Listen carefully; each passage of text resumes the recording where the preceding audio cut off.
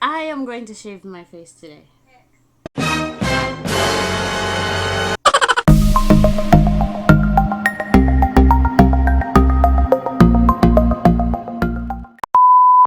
So yes, huwag kayong magtaka kung bakit sobrang haggard ko. It's 4 in the morning here in the Philippines. Kakatapos ko lang sa call time ko sa work ko ngayon. And I saw this video about the benefits of shaving your face. I think I have seen this before, like way back, ilang taon na. Wala pang COVID, nakita ko to. But then, I am too scared to shave my face kasi nga, as someone who is still in, like, kakatapos lang mag-college, I still have that belief way back na if you're going to shave your face, the facial hair will be basta kakapal siya and I got scared, so I stumbled upon this video again and I watched it, and apparently there's no difference sa kapal ng buhok sa mukha kapag na-shave mo na and sa hindi mo pa na-shave, parang ganun. So yeah, it boosts my confidence in shaving my face. And yes, it's 4 a.m. May manok. And kanina, mga 2, while I am taking calls, I can hear someone, parang may kumakalabog dun sa labas ng office sa bakanting lote. So, I called my beloved. Tinawagan ko sa phone a couple of times. Nagpasama ako. And 4 a.m. nga na madaling araw at I disturbed him. He has a work 8 a.m. and here I am waiting for my shift to be over and disturbing his sleep and filming a YouTube video. Galing ko. Diba? Okay. So yes. Without further ado, 3 minutes na yung kakasalita ako. Without further ado, let's start. So apparently, you're going to use these kinds of blade. And what you're going to do is, on a dry face, like wala kang ilalagay na kahit ano, you're going to shave it pababa. Like kung saan patungo yung buhok na mukha mo, yun din yung susundin mo. So, yun yung gagawin natin. And I'm just going to use this one. And I don't know kung poor yung quality ng camera ko yata. Hindi makikita. Hindi nyo yata makikita kung may diferensya ba. But yes, still, tumutulo pa yung sipon ko. Try natin, shave natin yung kalahati. And then, compare natin kung may difference ba. Sabi kasi doon, mas na-absorb ng face mo, pag sinave mo yung face mo, mas na-absorb niya yung skincare product and mas maganda yung lapat ng makeup. Okay, so yes, it's agony to wait, guys. Kanina pa ako blabber ng blabber. Let us start. And there might be a lot of background noises like dogs howling. Kasi nga, it's 4 a.m. And nasa probinsya ako. And you get what I mean. It's normal, guys. Hindi naman pwedeng dapat saka lang ako mag-shave ng mukha ko kapag wala na talaga ingay. Hindi pwede yun. It's agony to wait.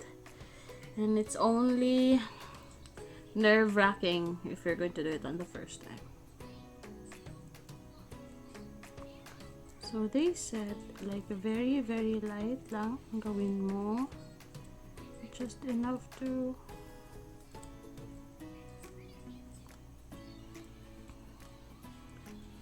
okay, so I'm not going to talk kasi nakakatakot. I don't know if you guys can see. Kasi hindi nga magpo-focus yung hindi magpo-focus yung cellphone ko. dito. Tapos, put the hair here. So, yun. Yan yung nakuha ko. Dito lang yan Dito lang. Okay, let's continue. I'm being extra careful dito sa side. Ang kaya kasi bakit ko. Subukan natin iwasan ng people.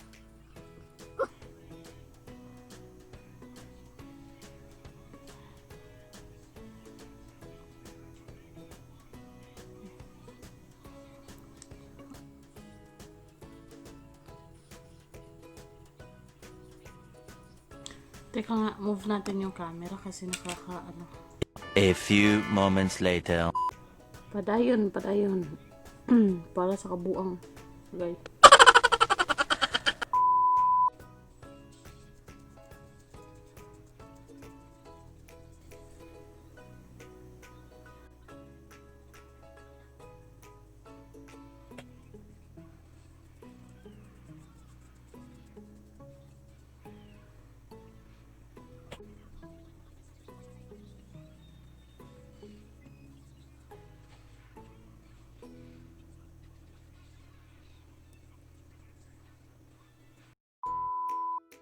Okay, so I am done shaving the other half of my face. And I realized na ang dami-dami pa palang buhok dito na side. Dato kasi baka hindi ko nakita na maayos or hindi ko na-check na maayos kasi I was too focused on the camera. So I shaved it again, like one last time, and then I got a lot.